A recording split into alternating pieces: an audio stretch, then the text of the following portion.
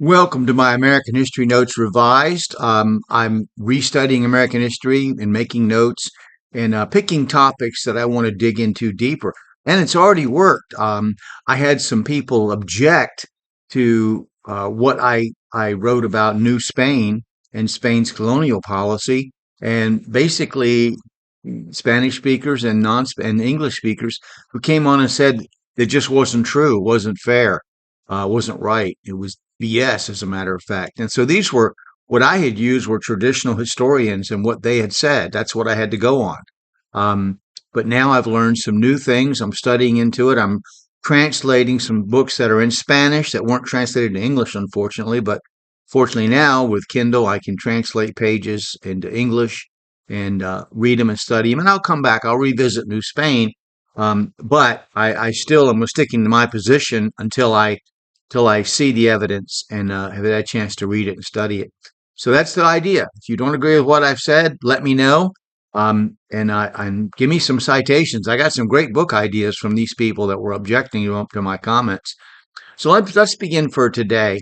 So the 16th century ended like the 15th, without England having planted a colony or even a trading post in the New World outside of a fishing camp. At this point, England was a century or more behind Spain in building a foundation for permanent settlement in North America. The war with Spain, which lasted until 1604, was in large part the main reason for holding the nation back from its destiny in North America. But the war made them look outward, improved their ships and navigation, and made them wealthy by plundering the Spanish galleons that brought, and yeah, I'm going to say it, stolen wealth from South and Central America to Spain. England, too, felt a need to fight the darkness of the Roman Catholic Empire that covered half the known world at the time. Elizabeth was considered wise not to have sent armies to fight on the North American continent, thus dispersing English strength in its fight against Catholic domination by Spain, France, and Portugal.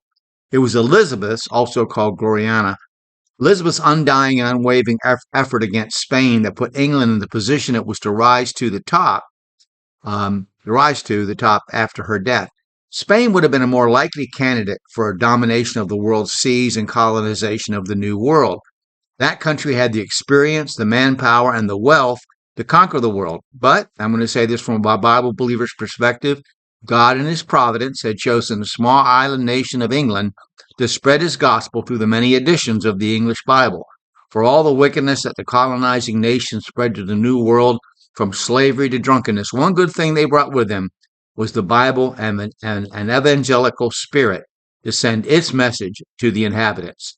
So I'm going to talk about a famous historian named George Bancroft next and go on from there. I hope that if you watch this video, you'll click like and subscribe or follow and share the video with someone else. And feel free to make your comments. And this is how I'm going to learn. This is how I'm going to find new paths to explore in my study of American history. And I certainly look forward to it. Don't be a troll. Don't just say something mean and leave. Do like some of these other people did about New Spain and be willing to provide me from some citations so I can pull these books. I've got a ton of books to read, but that's what I'm looking for. Or even scholarly studies. I went to JSTOR, which is a place where JSTOR, the place where you can read papers. And I was reading some papers on there about that. So, okay, we'll stop there and I'll pick up next time. Thank you for watching and listening to this video.